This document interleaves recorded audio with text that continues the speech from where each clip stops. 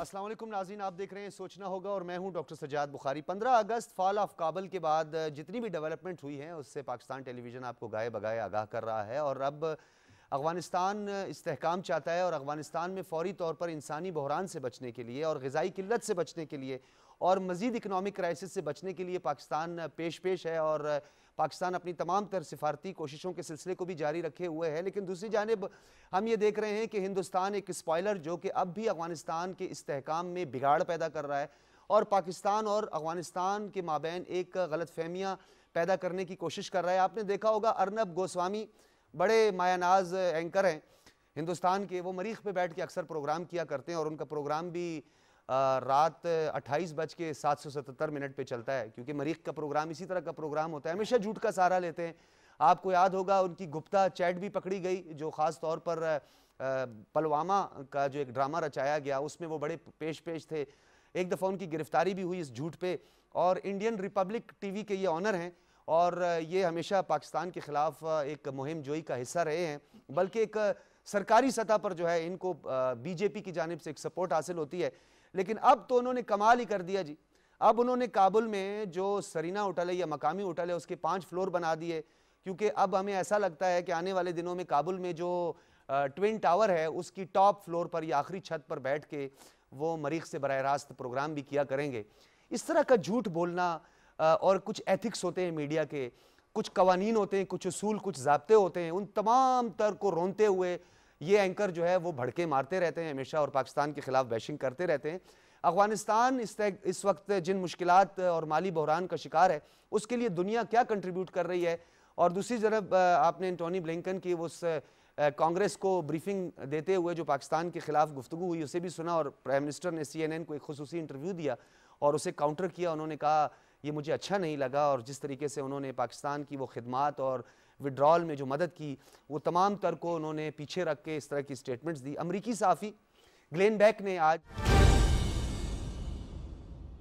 Doctor Zaeem और उनकी बाकी टीम जो है उन्होंने बहुत मेहनत से इस सारी वबा का मुकाबला करने के लिए मेहनत की और काम किया। मैं अगर 1.5 साल पीछे चला जाऊं तो जब ये वबा शुरू हुई कोविड की, तो उस वक्त टेस्ट करना और टेस्ट में जो पॉजिटिव आते थे उनके गिर्द कॉन्टैक्ट ट्रेसिंग, जिसको TTQ का नाम दिया गया, वो करना ताकि बीमारी के फैलाव में रुकावट आए। फिर इसी तरह लोगों को एजुकेट करना, उन तक वाज़े और साइंसी मालूमात पहुंचाना। फिर वैक्सीन का जब इजरा हुआ तो फिर वैक्सीन जाके लगाना। ये वो सारी चीज़ें हैं जो ये सेंटर करता रहा है, अलावा अपनी नॉर्मल ड्यूटियों के। तो मैं समझता हूँ कि ये सारी हमारी टीम जो है, इनको खिराज तहसीन हम पेश करते हैं और इनको आफरीन है कि इनकी वजह से आज हम यहाँ खड़े हैं कि इस्लामाबाद जो है वो मुल्क की हाईएस्ट वैक्सीनेटेड सिटीज़ में है। जो तादाद है हमारे वैक्सीन की, उसकी वो कुछ ये सिचुएशन है कि अब हम इंशाल्लाह ये एम कर रहे हैं कि इस्लामाबाद वो शहर बन जाए जो 100% वैक्सीनेटेड हो, यानी यहाँ का हर मकीन, हर शहरी जो है उसको कोविड से बचाव का टीका लगा हो। अब इस सूरत हाल को मुमकिन बनाने के लिए हमें मोबाइल टीम्स का बड़ा ज़्यादा इस्तेमाल करने की ज़रूरत होगी। उसकी वजह यह है कि कुछ आबादी ऐसी होती है किसी भी शहर में जो बाहर नहीं निकलती या नहीं निकलना चाहती, या उन तक पहुंचना इतना आसान नहीं होता।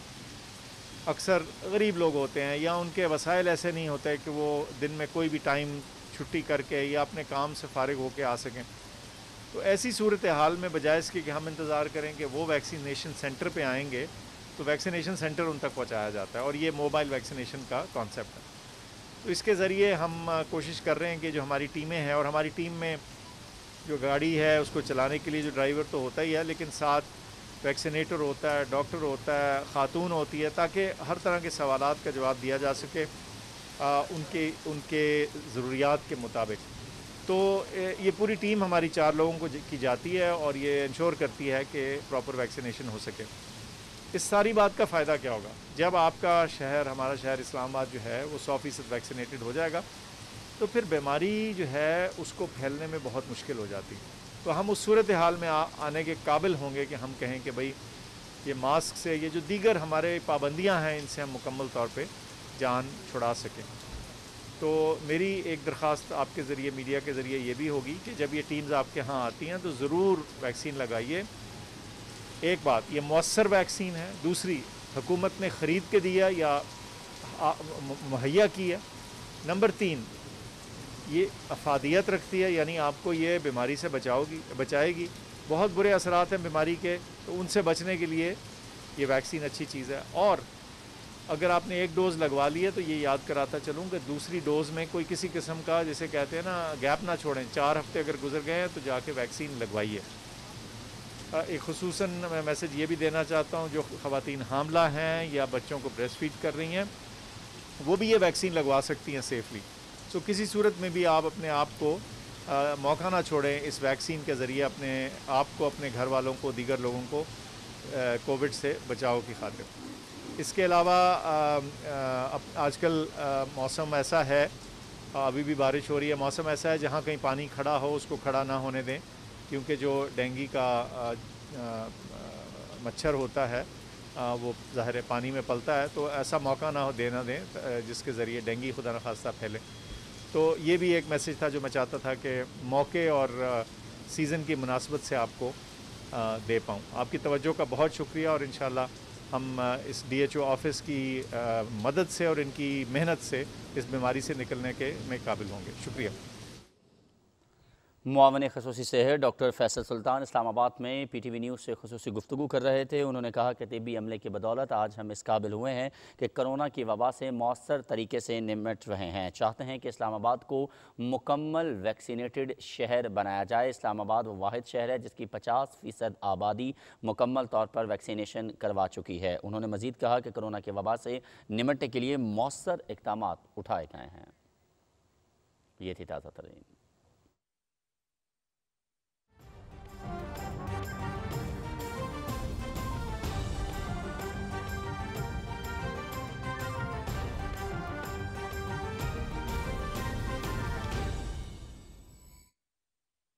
इतना धोखे में रखते हैं कि शायद उनको ये लगता है कि वो उनको किसी फैंटेसी वर्ल्ड में, यानी कि इंडिया सुपर पावर है, और फिर जब उनकी नाकामी थी, यानी कि वो यहाँ पे शिकस्त खुर्दा हुए और बोखलाड़ का जब शिकार हुए, तो उनके पास सारा मलबा जो था उन्होंने पाकिस्तान के ऊपर डाल दिया कि इल्जाम किसी तरीके से पाकिस्तान के ऊपर डाला जाए कि जी ये इनकी मदाखलत की वजह से सारा कुछ हुआ है।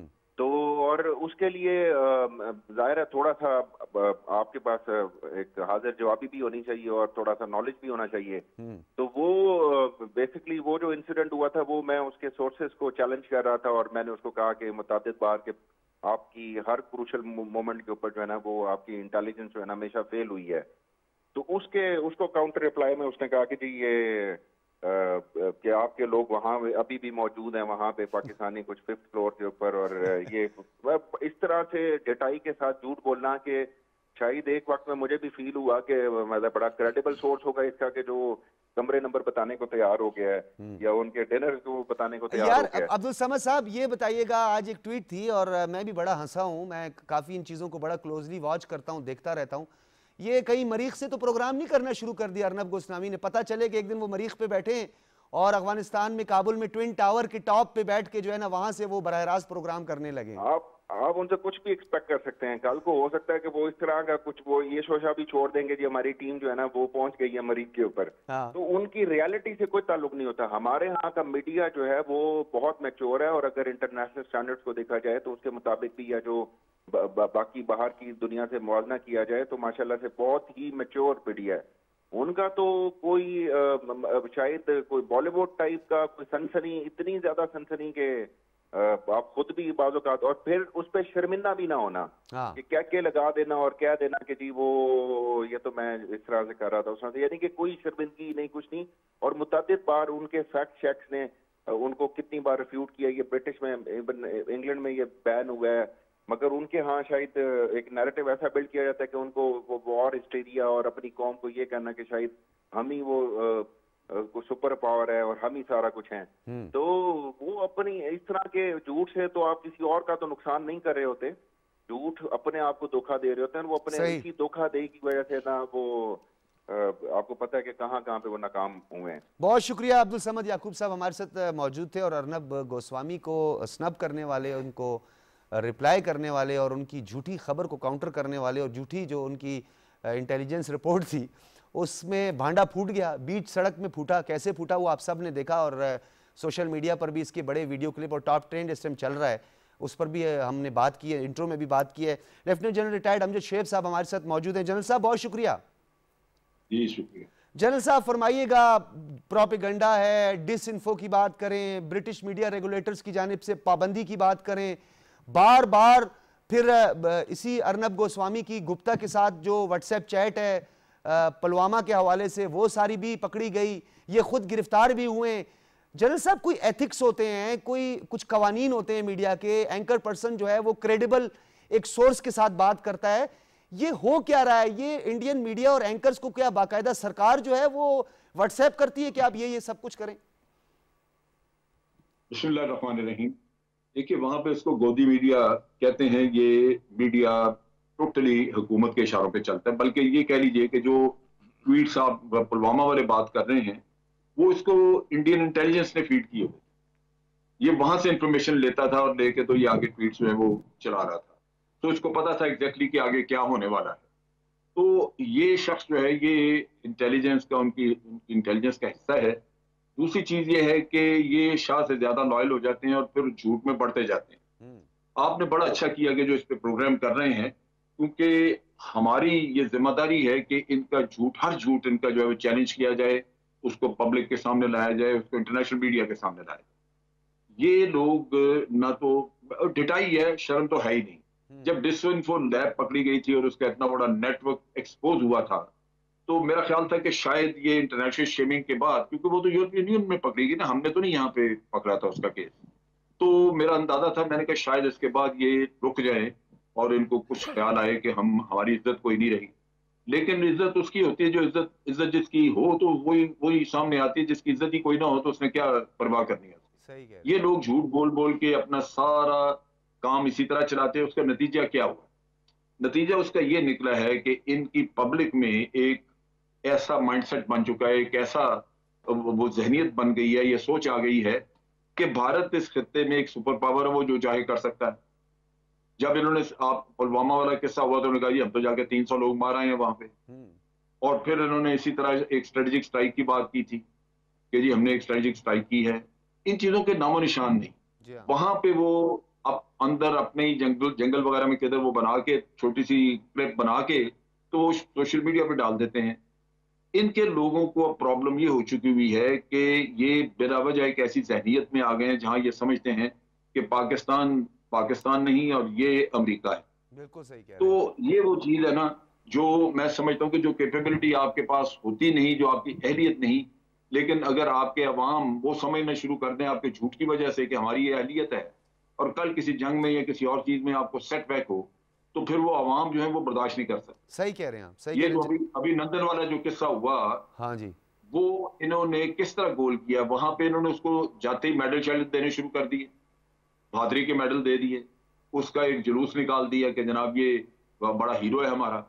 तो जो बेइज्जती को भी इस तरह पी जाए और उसको अपना हीरोइज्म करार दे दे, तो आप उसको क्या कर सकते हैं। सही। बहरहाल अच्छा हो गया कि आपने ये डिस्कस कर लिया, और हमारे अवाम को कम से कम मैसेज जाना चाहिए कि इनकी किसी बात पे यकीन करना नहीं चाहिए। ठीक है जनरल साहब, मैं आपकी तरफ दोबारा आऊँगा। उमर खान अली शेरज़ई साहब, आपका एक सिफारती तजर्बा भी है, आपने अफगानिस्तान के अंदर भी अपनी खिदमत।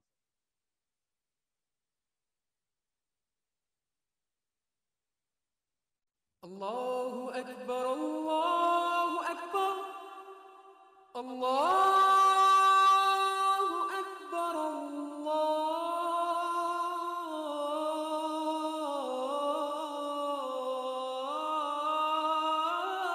अल्लाहु अकबर, अशहदु अल्ला इलाहा इल्लल्लाह,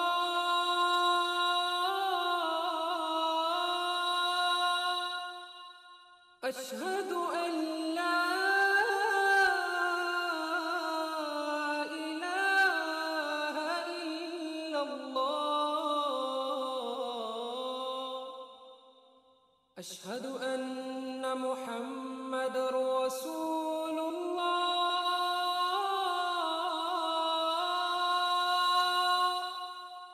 अशहदु अन्न मुहम्मदर रसूलुल्लाह,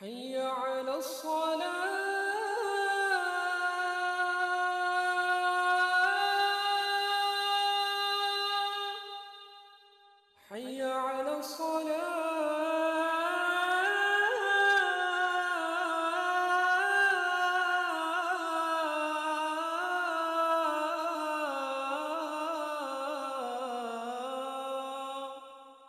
حي على الفلاح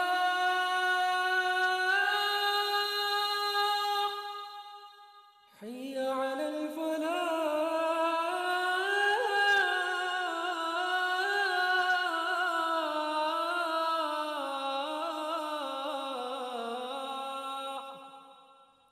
الله أكبر الله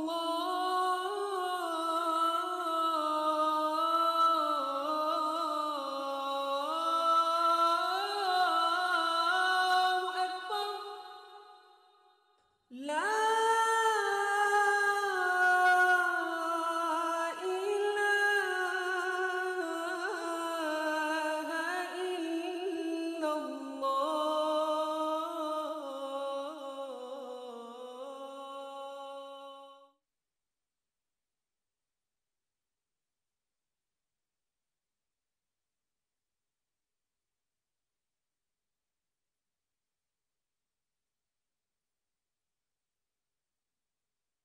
कैंप बनाए गए हैं। अब भारत इतना बौखला गया है कि भारत की पूरी स्टेट, उसका मीडिया और जितने भी मीडियम हैं वो सब के सब अब इस बात में लगे हैं कि जी अफगानिस्तान में तालिबान हुकूमत और पाकिस्तान हुकूमत के दरमियान गलत फहमियाँ पैदा हों।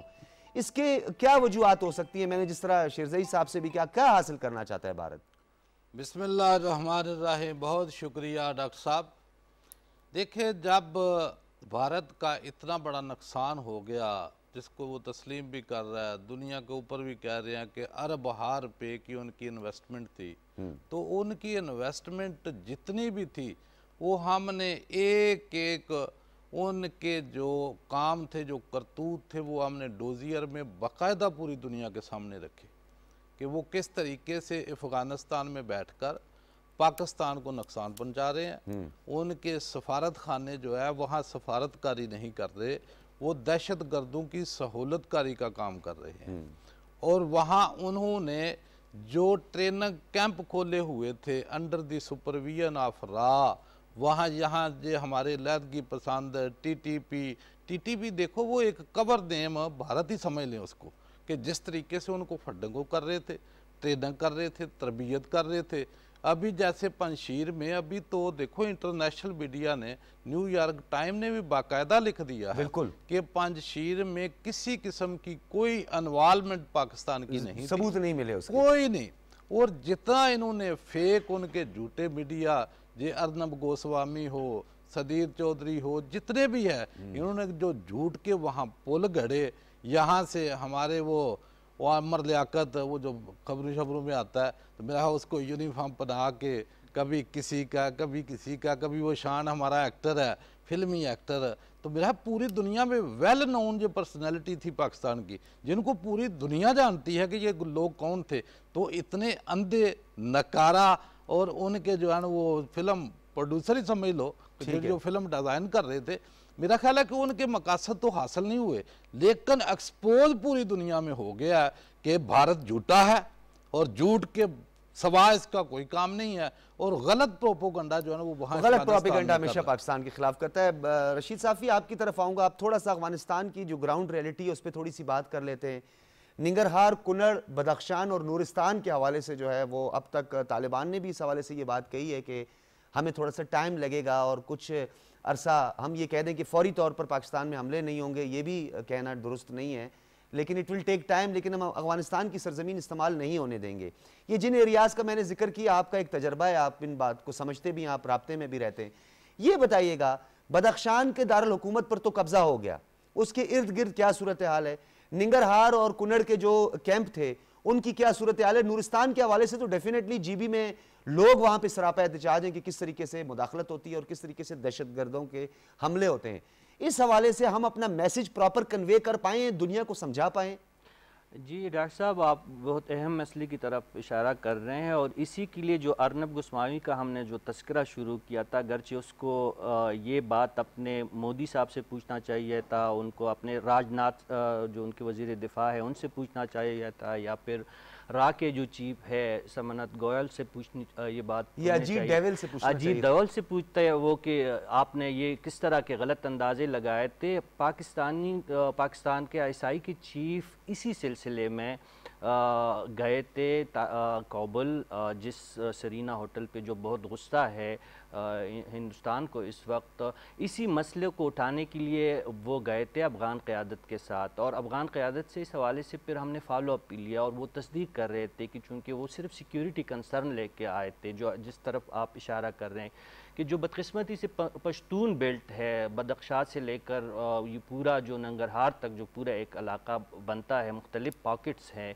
उमर खुरासानी के जो एक दाइश का एक सब एंटिटी अपने आप को कहलाता है, वहाँ उनके लोग मौजूद है। इस हवाले से तालिबान के तर्जुमानों से मुतअद्दिद दफ़ा बराह रास्त मेरी बात हुई थी, और उनसे जानने की कोशिश की थी कि आया वाकई ये ख़तरात जो पाकिस्तान को नज़र भी आ रहे हैं और हमें फ़ील भी हो रहा है। आज भी एक ऑपरेशन के दौरान जो है पाकिस्तानी फ़ौज ने वज़ीरिस्तान में एक मुबैना दहशतगर्द को हलाक करने का दावा किया है, टीटीपी का कमांडर रहा है। जी हाँ, तो ये जो वाक़यात है इनको सपोर्ट और इनके ताने बाने, ये हिस्टोरिकली हमेशा से पाकिस्तान में जो भी बदमनी होती रही, बदकिस्मती इसके ताने बाने अफ़गानिस्तान के इन पश्तून बेल्ट से जो पाकिस्तान के इलाकों के बहुत करीब है यहाँ पे जाके मिलते हैं। तालिबान इस वक्त इस बात को डिनाई कर रहे हैं कि दाइश खुरासानी ग्रुप एक ग्रुप के या तंजीम की शक्ल में अगरचे वहाँ पे मौजूद नहीं है, लेकिन इस बात की तस्दीक करते हैं कि नॉन स्टेट एक्टर जो है या जो इंडिविजुअल्स वहाँ पे जो शिद्दत पसंद और इंतहा पसंद है, जो पाकिस्तान और अफ़गानिस्तान के दरमियान हालात को ख़राब करने की कोशिशों में बहुत मुद्दत पहले से वो सरगर्दां है, और हिंदुस्तान का उसमें एक बुनियादी किरदार भी रहा है। तो इस बात की तस्दीक डॉक्टर साहब उस जानिब से भी होती है कि ये लोग इंडिविजुअली और इनफरादी सतह पे मौजूद है।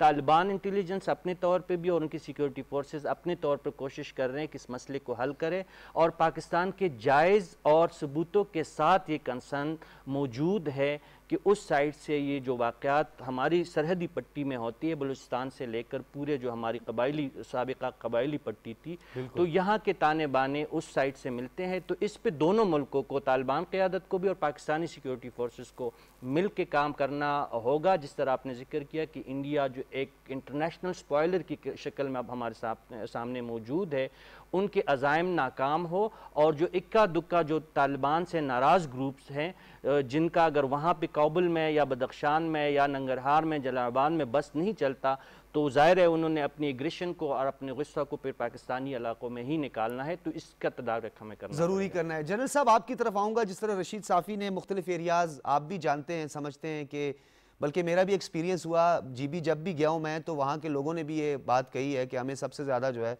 वो नूरिस्तान से मदाखलत का है, और हमें ख़तरा है। यहाँ पे कई वाक़यात रूनुमा हो चुके हैं, और इसके अलावा मजहबी मुनाफरत के हवाले से कई वाक़यात हो चुके हैं। ये बताइएगा सर कि ये तमाम तर फैक्टर्स के बावजूद 70,000 से ज़्यादा जानों का नजराना हमने पेश किया, 120 बिलियन डॉलर से ज़्यादा हमें मुआशी नुकसान उठाना पड़ा, उसके बावजूद भी पहले सब अच्छा, पाकिस्तान बहुत अच्छा। उसके बाद अमरीकी वजीर खारजा ब्लिंकन जो है वो कांग्रेस को जब ब्रीफिंग देते हैं तो उसमें वो कहते हैं कि जी हमें असर नौ जायजा लेना है पाकिस्तान से ताल्लुकात का, और खुद आज अमरीकी साफ़ी ग्लेन बैक जो है उन्होंने काउंटर कर दिया उनको, और उन्होंने कहा जी पाकिस्तान की मदद से ही हमने लोगों को वहां से निकाला, पाकिस्तान के मशकूर हैं, इन्होंने इंसानियत को बचाया। ये चाइना को कंटेन करने के लिए अब भी भारत को थानेदार बनाने के चक्कर में है अमेरिका सर? देखिए, भारत को थानेदार बनाने के लिए कोशिश तो वो कर रहे हैं, लेकिन उसके साथ साथ ये भी है कि भारत एक लंबा चौड़ा काम प्रोपेगेंडा की शक्ल में करता है, जिससे वो पाकिस्तान को हर दफा कटहरे में खड़ा करने की कोशिश करता है। इंटरनेशनल कम्युनिटी में बड़े अरसे से उनकी ये पॉलिसी थी कि हमने पाकिस्तान को डिप्लोमेटिकली आइसोलेट करना है। सही। वो कर नहीं सके, लेकिन उन्होंने मेहनत बड़ी इस पे की और पूरी दुनिया को बावर कराया कि ये पाकिस्तानी हैं जो कि कश्मीर में भी और भारत में दहशतगर्दी करा रहे हैं, जबकि ये फॉल्स फ्लैग ऑपरेशन से, और हमने कसूर हमारा ये था कि हमने कभी उनके झूठ जो है उनको बड़ा ओपनली खोला नहीं, उनके ऊपर तनकीद करना भी यहाँ पे मुश्किल था। जब भारत झूठ बोलता है तो आप, अगर आपके लोग, आपके लीडर उस झूठ पे यकीन करना शुरू कर दें और अपने अदारे जो बताएं उस पर यकीन ना करें, तो ये बदकिस्मती है आपकी। नतीजा ये कि यहाँ पे कभी भी कोई ऐसी कैंपेन नहीं चलाई गई जो कि भारत के झूठ को दुनिया में बिल्कुल आम करके रखते।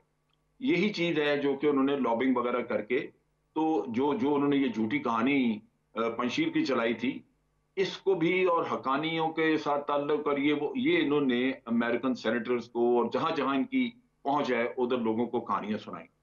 अब ब्लिंकन जो है, जब ये वहां पे अपनी प्रेजेंटेशन दे रहे थे तो वहां पे मुख्तलिफ सेनेटर्स ने ये सवाल करने शुरू कर दिए पाकिस्तान के ऊपर इल्जाम के जी अगर पाकिस्तान ये ना करता तो हम वहां से सुरहुरू होके निकलते।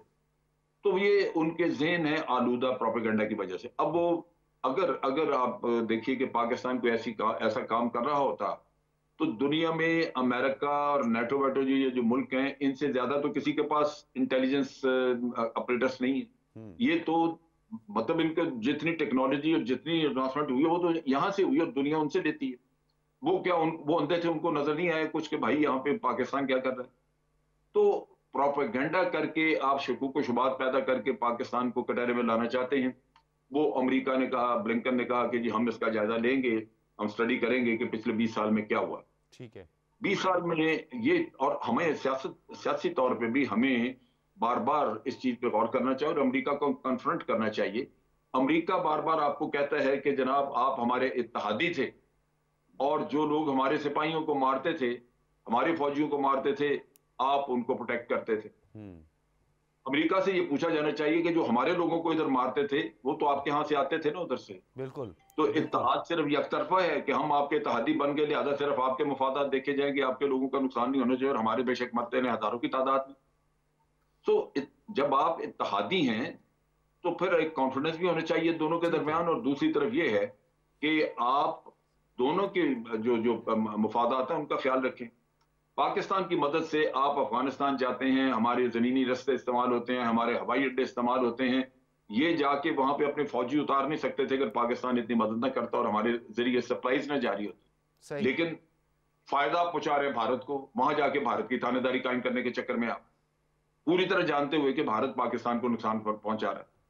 तो ये हमें अमेरिका को भी जब बात हो तो कम से कम उनको आईना दिखाना, बेशक आप अच्छी तरह बात करें, जैसे भी करें, डिप्लोमेसी जो है वो कुछ ना कुछ उसके अल्फाज मिल जाते हैं ऐसे जो दूसरे को बहुत नागवार ना गुजरे, लेकिन हकीकत तो बतानी चाहिए। हकीकत बतानी चाहिए। बिल्कुल जनरल साहब, आपने बड़ा अहम नुक्ता उठाया और डिप्लोमेसी की तरफ आपने इशारा किया है। शेरज़ई साहब, ये बताइएगा कि ऑकस बन गया, ऑस्ट्रेलिया, यूके, यूएस नए अलायंसेस बनने जा रहे हैं और फॉर्मेशन ऑफ न्यू अलायंसेस नजर आ रही हैं। अब जो रीजनल कंट्रीज हैं, हमारे हमसाया ममालिक या अफगानिस्तान के हमसाया ममालिक, अब वो भी नए अलायंसेस की तरफ बढ़ रहे हैं। तो ऐसे एज ए काउंटर स्ट्रेटजी इस्तेमाल किया जा सकता है, क्योंकि ब्लॉक्स की सूरत में भी हमने माजी में देखा जो कुछ होता रहा। सेकेंड वर्ल्ड वॉर में बहुत सारी चीज़ें ऐसी थी जिससे हमने सबक सीखना भी है, बहुत सारी गलतियों से भी हमने सीखना है। तो आप क्या समझते हैं अब जो फॉर्मेशन ऑफ न्यू अलायंसेस है, इससे क्या फ़र्क पड़ने जा रहा है? G7 ने क्या किया, आपके सामने चाइना के खिलाफ एक दीवार खड़ी करने की कोशिश की, हुआ उससे कुछ नहीं। उन्होंने कहा जी सी पैक का एक मतबादिल सिल्क रूट बनाया जाए और ज़्यादातर जो तरक्की याफ्ता ममालिक और वो ममालिक जो जमहूरियत पे यकीन रखते हैं उनकी मदद की जाए। ये क्या हो रहा है? इस डेवलपमेंट को आप कैसे देखते हैं?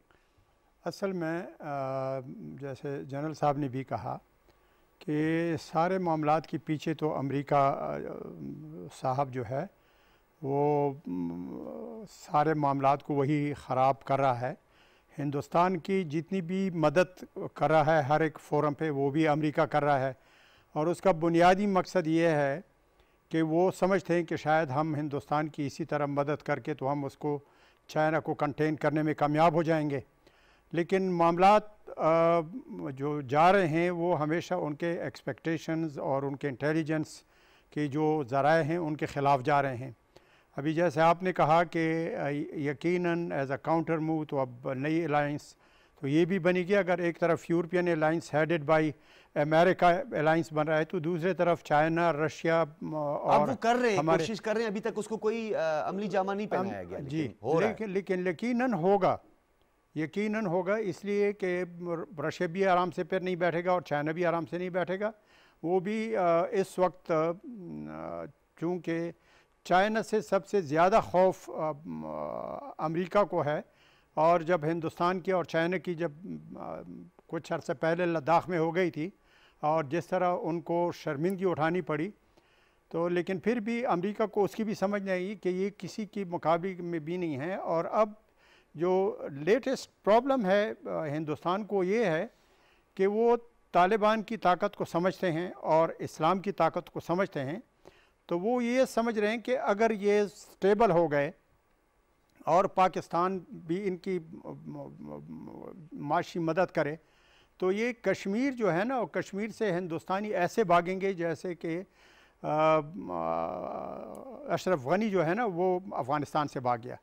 तो यकीनन अलाइंसेस भी बनेंगे। अगर आप कोई एक्शन लेते हैं तो उसका यकीनन फिर रिएक्शन ज़रूर होता है। ठीक है। तो बवजह मजबूरी अब अमेरिका ख़ुद या यूरोप ख़ुद इस चीज़ को पुश कर रहा है कि उनके ख़िलाफ़ अलाइंस बन जाए। ठीक है। मांडला साहब, ये बताइएगा कि इस वक्त पाकिस्तान बार बार हर फोरम पर, हमारे प्राइम मिनिस्टर साहब बार बार ये बात कर रहे हैं कि फौरी तौर पर मुआशी बहरान से अफगानिस्तान को बचाया जाए, वरना पहले 30 लाख पनागुज़ीन हमारे पास हैं, फिर हमारे पास पनागुज़ीनों की तादाद में नंबर ऑफ रेफ्यूजीज़ भी बढ़ेंगे और साथ में दहशतगर्दी दोबारा से सर उठा सकती है, क्योंकि अफगानिस्तान के अंदर कुछ इशूज़ अब भी मौजूद हैं। इलाकायत की बात होती है, मुख्तलिफ ट्राइब्स हैं, ग्रुप बंदियाँ हो रही हैं, ये सारी चीज़ें तो माजी से भी हम देखते आ रहे हैं। अगर ये माशी बहरान इसी तरह चलता रहा और अमेरिका जिस तरह $3 ट्रिलियन का दावा करता है कि लगा दिया, तो उन्होंने अपने फौजियों पे लगाया, अफगानिस्तान पे तो कुछ नहीं लगाया। अफगानिस्तान में तो एक आम आदमी की ज़िंदगी अब भी वही है जो आज से 20 साल पहले थी या सोवियत यूनियन के टाइम में थी। तो माशी मुश्किलात से दूर करने के लिए पाकिस्तान के अलावा रीजनल ममालिक और बिलखुसूस जो रिस्पॉन्सिबल है, अमेरिका जिन्होंने डिमोलिश किया है पूरे इंफ्रास्ट्रक्चर को, वो क्यों आगे नहीं आ रहा? देखिए डॉक्टर साहब, पाकिस्तान ने पूरी दुनिया देख रही है, हर मुल्क गौर से जानता है, हर तरीके से समझता है कि वहाँ मुआशी बहरान पैदा हो रहा है, हर किस्म का बहरान पैदा हो रहा है। जो बड़ी बड़ी तंजीमें इंसानी हकूक़ के ऊपर बातें करने वाले अमेरिका, बरतानिया, दूसरे कनाडा जितने भी ममालिक हैं, क्या उनकी आंखें बंद हैं कि पाकिस्तान आवाज़ बुलंद करे, पाकिस्तान के प्राइम मिनिस्टर आवाज़ बुलंद करें, पाकिस्तान का मीडिया आवाज़ बुलंद करे? ये तमाम मुल्क 20 साल उसी अफ़गानिस्तान में रहे हैं, लाखों के हिसाब से उनकी मिलिट्री रही है, उन्होंने अपनी बमबारियां कर करके वहाँ इंफ्रास्ट्रक्चर जो है उसको तबाह किया। क्या वो नहीं जानते कि वहाँ मुआशी बहरान है, खुराक का बहरान है, मेडिसन का बहरान है?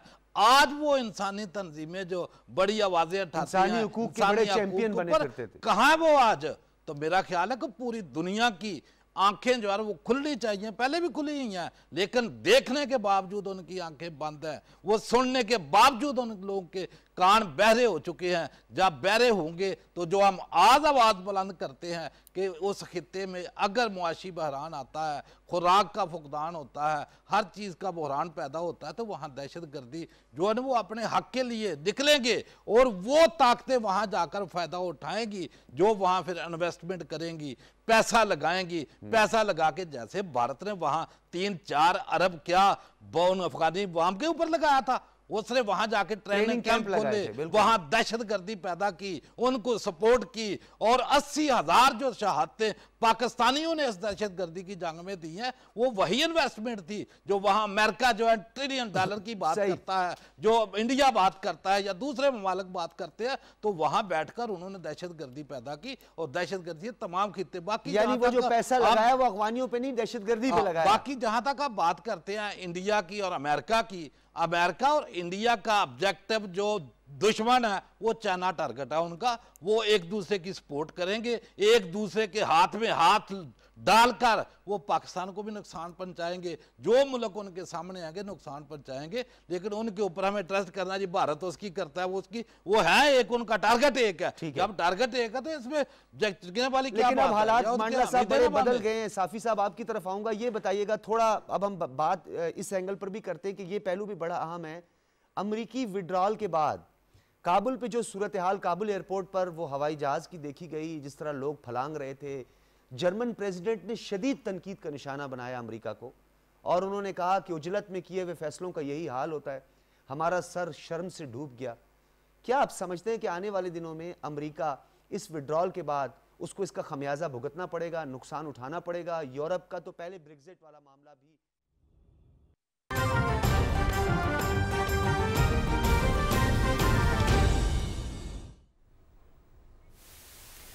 नाज़रीन, स्टेट बैंक की जानिब से आइंदा 2 माह के लिए मॉनिटरी पॉलिसी का ऐलान कर दिया गया है। आपको बता रहे हैं कि स्टेट बैंक की जानिब से आइंदा 2 माह के लिए मॉनिटरी पॉलिसी का ऐलान कर दिया गया है।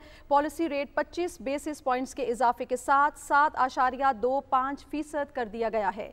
मज़ीद तफसीलात क्या हैं जान लेते हैं। हमारे नुमाइंदे हसन तारिक भट्ट इस वक्त हमारे साथ टेलीफोन लाइन पर मौजूद हैं। जी हसन, बताइएगा। जी अस्सलाम वालेकुम। जी मैं बिल्कुल आपने ठीक है, जो आइंदा 2 माह के लिए मॉनेटरी पॉलिसी का ऐलान है उसमें 25 बेसिस पॉइंट्स का इजाफा किया है। 7 इसको एनहेंस करके 7.2% के ऊपर ले गए हैं। हमारे ऑलरेडी इल्म में है कि तकरीबन जो पिछली 6 मॉनेटरी पॉलिसियां के अंदर इसको 7% पर ही बरकरार रखा गया था और अभी जो 7.25 जो 0.25% का जो इसमें इजाफा किया है इसको 7.25 पे लेकर गए हैं इन्फ्लेशनरी प्रेशर्स की वजह से। और इससे डेफिनेटली जो है वो जो अफरात महंगाई है उस पर जो है वो काबू पाने में मदद मिलेगी और इसके साथ साथ जो एक मोमेंटम था इकोनॉमिक ग्रोथ का, इकोनॉमिक स्टेबिलिटी का, उसको भी मेंटेन करने में ये मददगार साबित होगा। अगर थोड़ा सा इसकी ऊपर डिटेल में बात की जाए तो स्टेट बैंक ने 2020 को जो मॉनेटरी पॉलिसी अनाउंस की थी उसमें इसको 8% से कम करके 7% कर दिया था। तो ऑलमोस्ट 1 साल से ज़्यादा का अर्सा है इसके अंदर ये कंसिस्टेंटली 7% के ऊपर ही मेंटेन रही है और 7.25 जो है जो जिसमें 0.25% का इजाफा किया गया है, इससे जो इकोनॉमिक ग्रोथ एंड स्टेबिलिटी की जो बुनियाद, मजबूत बुनियाद है, मोमेंटम को कंटिन्यू करने में मदद मिलेगी। जी बहुत शुक्रिया हसन तारिक भट्ट आपका। नाज़रीन, हमारे साथ हमारे नुमाइंदे हसन तारिक भट्ट मौजूद थे। आपको बताते चलें कि स्टेट बैंक की जानिब से आइंदा 2 माह के लिए मॉनेटरी पॉलिसी का ऐलान कर दिया गया है। इसके इजाफे के बाद महंगाई पे न सिर्फ काबू पाने में मदद मिलेगी बल्कि मौशी इस्तेहकाम में भी ये मुआविन मददगार साबित होगा। ये थी PTV से अब तक की ताज़ा तरीन।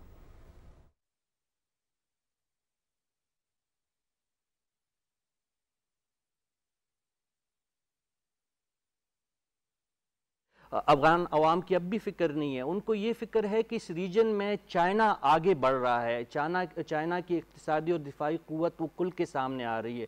चाइना के साथ इलाकाई जो बड़ी क़ुव्वतें हैं वो हाथ मिला रही है। यानी रूस को देखे वो चीन के साथ यकजुबान है अफ़गानिस्तान के मामले पर और इलाकाई सतह पे। जो आपने जिस मुआहदे की ज़िक्र की जिस पे फ्रांस इस वक्त बहुत चीबा जबी है, बहुत ज़्यादा जो गुस्से में है, वो एक पुराना मंसूबा था ऑस्ट्रेलिया के साथ उनका, और उस पर ऑल ऑफ सडन सिर्फ इस बात को कि चीन को बहुत जल्दी उनको जल्दी है कैटर करना है अमेरिका ने और उसके जो बगल बच्चे, अगर बगल बच्चा मैं कहूँ जिस तरह यूके है और 1-2 मुल्क और उनके साथ हर उसमें साथी होते हैं, तो उन्होंने ये जो मसला सिर्फ अबदोज़ों का है और चीन फ्रांस जो है वो रिवायती अबदोज़े देना चाहते हैं ऑस्ट्रेलिया को, और अमेरिका चाहते हैं कि नहीं उन्हें जौहरी हथियार से मुसल्ला जो है लेस जो अबदोज़े मिले, ताकि चीन का जो है बहिरा चीन का जो हिस्सा ऑस्ट्रेलिया के रास्ते लगता है, चीन का रास्ता रोकने के लिए ये ऐसा कर रहे हैं। क्योंकि एशिया में भी उनको चीन की पेशकदमी रोकने में अमेरिका मुकम्मल तौर पर नाकाम रहा है और मगरबी सतह पे भी चीन का अमल दखल इलाकाई सतह पर और बैनुल-अक़वामी सतह पे बढ़ रहा है। तो 2 तरह के दबाव है, एक तो गलत स्ट्रेटेजिक पॉलिसियाँ जो अमेरिका की है जो थर्ड वर्ल्ड कंट्रीज़ के हवाले से स्पेशली अफगानिस्तान और जारहाना जो रवैया है, जारहाना रवैया, उसका भी उनका जो असरात है अब अमरीकी सियासत पे मुरतब होने शुरू हुए हैं, और इसके साथ बैनुल-अक़वामी सतह पे भी चीन का जो अमल दखल बढ़ रहा है, तो उससे भी अमेरिका बहुत ज़्यादा परेशान है, बल्कि आइसोलेट होता जा रहा है। ठीक है जनरल साहब, आपकी तरफ आऊँगा। जिस तरह साफ़ी साहब ने भी कहा और हमारे इन्वेस्टर साहब भी यही कह रहे थे कि अब हालात बदलते जा रहे हैं और इलाकाई रवाबित बढ़ते नज़र आ रहे हैं और दूरियां अब कुर्बतों में बदलने जा रही हैं।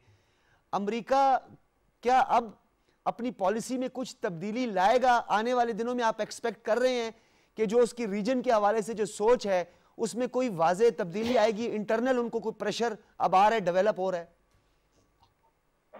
नहीं, मेरा नहीं ख्याल कि इस तरह की कोई तब्दीली आएगी। आप देखिए, जैसे अभी साहिब साहब बात कर रहे थे कि चाइना को साउथ चाइना सी में वो कंटेन करना चाह रहे थे, कंटेन किया, उसी के लिए ये क्वाड वगैरह बनाई और उसी के लिए वो अभी भी अलायंसेस बना रहे हैं। और इसी काम की वजह से उन्होंने ऑस्ट्रेलिया को न्यूक्लियर पावर दी हैं, सबमरीन देने का कहा है। तो वो आप उधर कंटेन करके फिर आपका मकसद पूरी तरह हल नहीं होता। अगर पाकिस्तान उनको गवादर पोर्ट दे दे और सी पैक जो है वो चल निकले, तो फिर आपकी कंटेनमेंट तो नहीं रही। उन्होंने अगर इंडियन ओशन में आना है तो उनको तो जरूरत नहीं होगी कि उधर से जाए, उनकी ट्रेड सारी इधर से चलेगी। तो इस वजह से अमेरिका ये खित्ते को किसी न किसी तरह अपना इन्फ्लुएंस रखना चाहेगा, सॉफ्ट पावर के जरिए या फिर डिस्टर्बेंसेस करा के। आपको पता है कि जितनी भी टेरर ऑर्गेनाइजेशंस हैं, इनमें से 90% ऑर्गेनाइजेशंस जो हैं वो अमेरिका की अपनी CIA की बनाई हुई। इवन दाइश, उसमें इनका बहुत बड़ा रोल था और मुख्तलिफ मुल्कों को डिस्टेबलाइज करने के लिए यूज करते हैं। वो अफगानिस्तान में भी कर सकते हैं। 20 साल रहे हैं भारत और ये अमेरिका, तो इनकी प्रॉक्सीज तो वहां मौजूद हैं। वो लोग चले तो नहीं गए वहां से सारे, वो पैसा उनको दिया जाएगा, पैसा मिलेगा तो सारे काम करेंगे। तो डिस्टेबलाइजेशन हो सकती है। दूसरा जो मैं सॉफ्ट पावर की बात कह रहा था वो है इकोनॉमिक, उनकी इंटरवेंशन, इकोनॉमिक एड वगैरह। देखिए वहां पे अभी सूरत हाल ये हुई है कि 3-3.5 लाख की जो आर्मी थी वो बेकार होकर रह गई, उनको अमेरिका तनख्वाहें दे रहा था। पुलिस थी, NDS के लोग, इंटेलिजेंस वगैरह सारे फारग बैठे हैं, उनको तनख्वाहें नहीं मिली और आगे तनख्वाह देने का कोई पैसा नहीं। इनकी जब सैलरीज नहीं मिलेंगी तो वो लोग या तो किसी और काम पे लग जाएंगे या किसी से बाहर से, अमेरिका से, किसी भारत से पैसे लेके तो कुछ और करतब करना शुरू कर देंगे। तो आज वहां पे सूरत हाल ये है कि 20 साल से अमेरिका पूरा बजट उठा के इनको देता था, इत्तेहादी उनके साथ थे अमेरिका के, तो पूरा बजट जो था अफगानिस्तान का उन्होंने बोझ उठाया हुआ था। अब ना चाइना और रशिया जो हैं उनकी सख्त नहीं है कि ये इनका इतने अरसे के लिए बजट उठा रहे हैं इनका अफगानियों का। तो या तो वहां इंतशार पैदा होगा या अमेरिका अपनी सॉफ्ट पावर लेके पहुंचेगा, पैसा देना शुरू करेगा और अपना इन्फ्लुएंस रखेगा। तो ये सोचना कि ये वो 20 साल धक्के खा के तो प्लेट में रख के चाइना को पकड़ा जाएगा कि अब आप इसको इस्तेमाल करते रहे, वो नहीं होगा। ठीक है, तो वो कुछ ना कुछ कार्रवाइयां जारी रहेंगी। सही। शेरज़ई साहब, जिस तरह जनरल साहब ने भी कहा, सिफारती तौर पर क्या इस पे काम हो रहा है? रीजनल कंट्रीज जो है, क्या रीजनल अप्रोच हमारी ऐसी है कि हम चाइना के हवाले से जो एक एग्रेसिव टोन रखती है पूरी दुनिया और ख़ास तौर पर वेस्ट रखता है, हम काउंटर कर सकें? क्योंकि हमारे मफादात मुश्तरका हैं, हमारा ओढ़ना भी छोड़ना इकट्ठा है। हम मास्को की बात करें, बीजिंग की बात करें, P5 के 2 वाहिद ममालिक हैं जो सिक्योरिटी काउंसिल अक़वाम मुत्तहिदा में हमारा साथ देते हैं। क्या हिकमत अमली होनी चाहिए सिफारती तौर पर ख़ास तौर? आपको पता है कि अमेरिका तो हर कीमत पर पाकिस्तान के ख़िलाफ़ जितना भी जहर उगाल सकता है वो उगल देता है। हर कोई भी ऐसा मौका उन्होंने हाथ से जाने नहीं दिया और ज़रूरत के वक्त पाकिस्तान को फिर मिन्नतें करके पाकिस्तान को अपने साथ मिला लेते हैं। जैसे कि हमने 2001 में इनको लैंड रूट वगैरह दे दिया और इनका साथ दिया।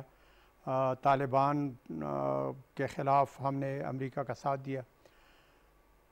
यकीनन अब हालात तब्दील हो चुके हैं और चाइना बड़ी तेज़ी से अपने असर और रसूख को फैला रहा है और इकनॉमिकली भी मेरा अपना ख्याल ये है कि अमेरिका भी कितनी $ट्रिलियन उनका कर्जदार है। तो इसी तरह मॉस्को भी अब दोबारा अपनी जो सिफारतकारी है, पुरानी उनकी वो साख है उसको बचाने के लिए और अपनी सफारतकारी को उन्होंने भी तेज़ किया हुआ है। तो यकीनन अब ये पैरेलल ग्रुप बनेंगे। अब हम तो नहीं चाहते हैं कि हम अमेरिका के ख़िलाफ़ कोई वो कर लें, ना हम अफोर्ड कर सकते हैं, लेकिन मेरा अपना ख्याल है कि अमेरिका अब हमें खामखा पुश कर रहा है कि हम इसी तरह ये ब्लॉक बन जाए और ताकि वो हिंदुस्तान का भरपूर साथ दें। लेकिन ये उनकी बड़ी गलतफहमी है। अफ़गानिस्तान की फ़ौज तो फिर भी थोड़ी सी मुज़ाहमत कर गई है। हिंदुस्तान की फ़ौज तो मैं ऑनेस्टली आपको बताऊं कि वो ख़ुद भागेंगे। तो इस वजह से अब अमेरिका जितनी भी ज़ोर लगाए देखो अल्लाह का अपना कानून है। ठीक है, और जो भी अल्लाह के ऊपर तवक्ल करते हैं और अल्लाह के अहकामात पर अमल करते हैं, अल्लाह उनकी मदद करता है। बहुत शुक्रिया आपका, मदद करने वाला अल्लाह है। बहुत शुक्रिया। उमर खान अली शेरज़ई साहब हमारे साथ मौजूद थे, लेफ्टिनेंट जनरल रिटायर्ड अमजद शेब साहब, आपने हमें ज्वाइन किया, आपका भी बहुत शुक्रिया, बहुत मशकूर हैं। और चौधरी खादिम अली मांडला साहब, आपका भी बहुत शुक्रिया। रशीद साफ़ी साहब भी हमारे साथ मौजूद थे। नाज़रीन, पाकिस्तान इस ख़ित्ते के इस्तेहकाम के लिए, इस ख़ित्ते में मुआशी इस्तेहकाम के लिए और इस ख़ित्ते में जो मुआशी इनकलाब की जानिब बढ़ रहे हैं और वो ममालिक जो इस ख़ित्ते में बेहतरी चाहते हैं, अफ़गानिस्तान के अंदर इस्तेहकाम चाहते हैं, उनके साथ ज़्यादा से ज़्यादा सिफारतकारी कर रहा है और पूरी दुनिया को ये कह रहा है, बार बार कह रहा है कि अफ़गानिस्तान माशी बहरान से दो चार हो सकता है। उसकी मदद के लिए आगे बढ़े, ये आपकी रिस्पॉन्सिबिलिटी भी है। और अगर आप वाकई दुनिया से दहशतगर्दी और इंतहा पसंदी का खात्मा चाहते हैं तो गैर मामूली फ़ैसलों का वक्त है। इजाज़त दीजिए, अल्लाह हाफ़िज़।